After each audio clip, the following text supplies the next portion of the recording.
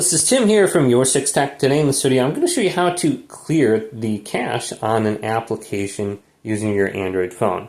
So you can very easily do this by going to settings right here. Scroll on down to apps and locate that. Now locate the app that you want to clear the cache for. So it depends on what you're using. So if you're using the internet browser, for example, we can tap this.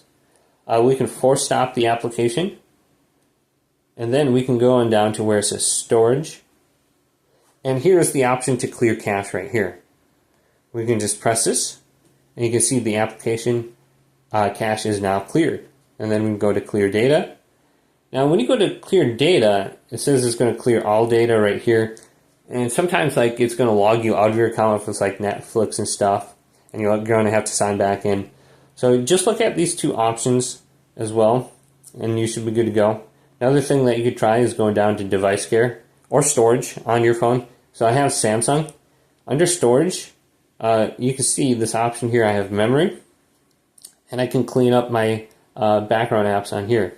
So just check this out as well. Hopefully this video did indeed help you out.